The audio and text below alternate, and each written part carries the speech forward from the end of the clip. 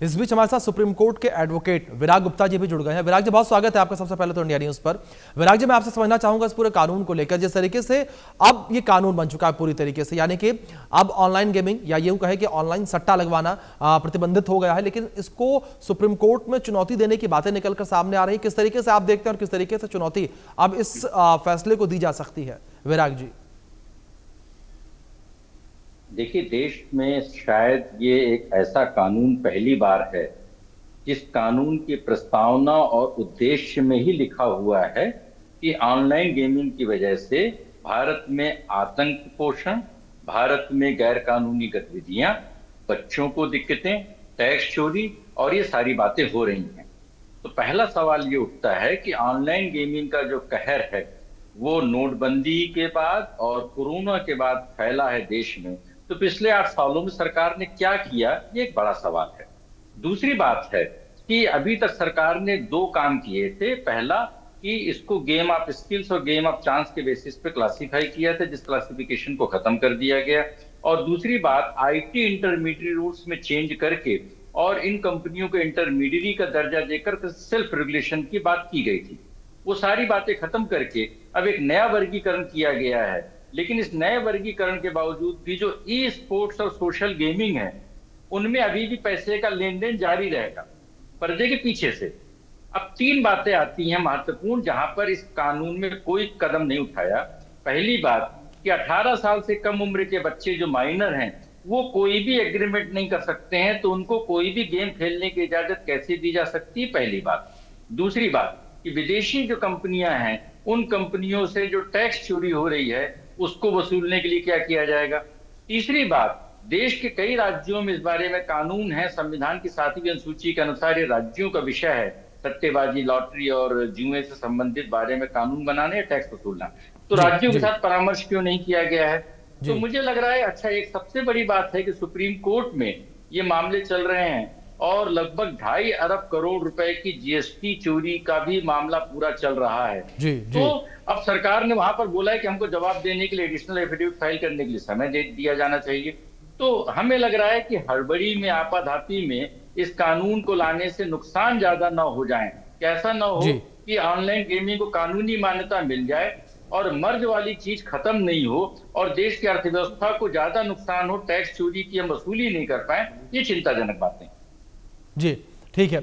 इस बीच हमारे साथ हमारे सहयोगी संभव शर्मा भी जुड़े हैं, उनका रुख करेंगे, कुछ अपडेट्स उनसे लेंगे। संभव, जानकारी आपसे यहाँ पर कुछ ये भी चाहेंगे, जिस तरीके से लगातार ये कहा जा रहा है कि कई कंपनियां जो हैं वो सुप्रीम कोर्ट का रुख करेंगी, क्या अभी तक किसी कंपनी ने सुप्रीम कोर्ट का रुख किया? अगर किया तो उसने क्या कुछ कहा?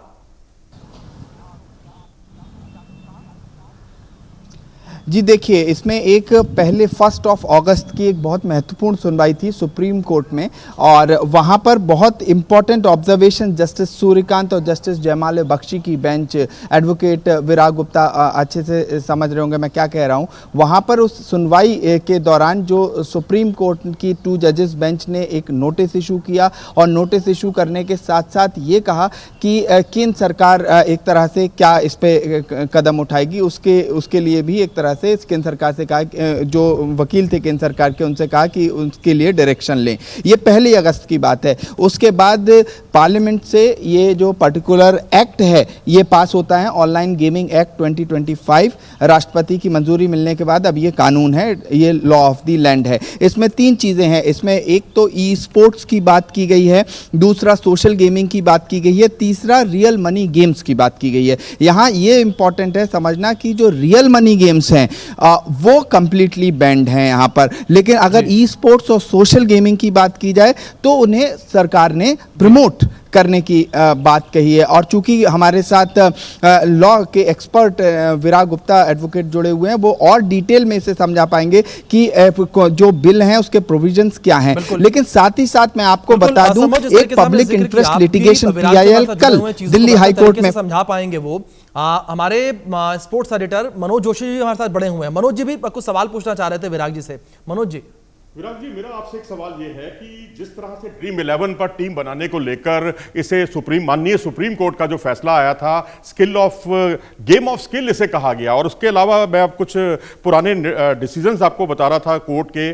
1967 में आंध्र प्रदेश सरकार की तरफ से, तमिलनाडु का 1976 में आया, 2017 में पंजाब और हरियाणा हाई कोर्ट ने दिया, फिर बॉम्बे हाई कोर्ट ने 2019 में दिया फैसला, फिर राजस्थान हाई कोर्ट ने 2020 में फैसला दिया, जहां सबका मतलब यही था कि गेम ऑफ स्किल कहा गया। हालांकि उस समय रमी जो था, जो गेम ताश के पत्तों की होती है, उसको लेकर भी गेम ऑफ स्किल कहा गया।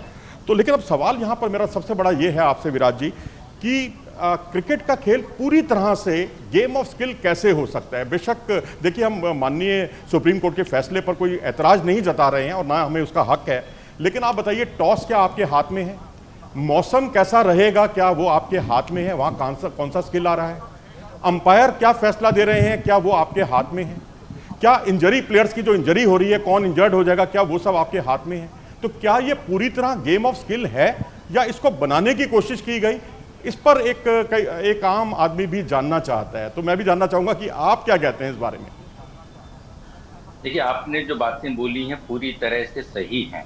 अब उसके 4-5 पहलू हैं। आपने जो पुराने जजमेंट्स का जिक्र किया है, 50 साल 60 साल पुराने जजमेंट्स का, वो जजमेंट उस समय थे जब इंटरनेट नहीं था। ताश के पत्तों को माना जाता था कि ये जो है सट्टेबाजी जुए हैं, कि ये इनमें एक कोई स्किल्स है, इसलिए उन जजमेंट्स का रेशियो इस्तेमाल हो सकता है। लेकिन जो नए जमाने के गेम्स हैं ऑनलाइन में, तो इस ऑनलाइन गेम में सट्टेबाजी और स्किल्स का दोनों का फर्क बड़ा ही जीना है।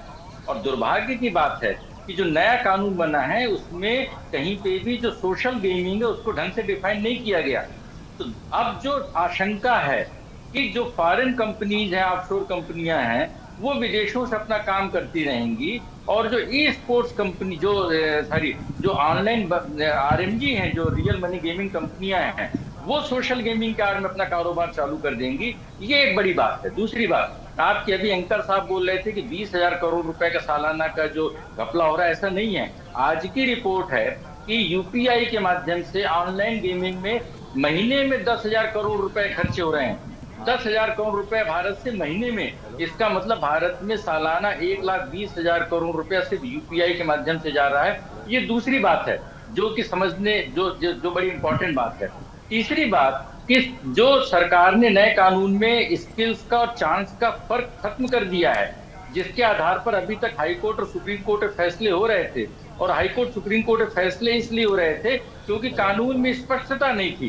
तो अब जब फैसले में जो नए कानून में फर्क खत्म होने का इन कंपनियों को फायदा सुप्रीम कोर्ट में मिल सकता है, उससे दो बातें हो सकती हैं। पहला कि ई स्पोर्ट्स और सोशल गेमिंग जारी रहे और मनी गेमिंग को कहीं से स्टे मिल जाए, ये एक बात है।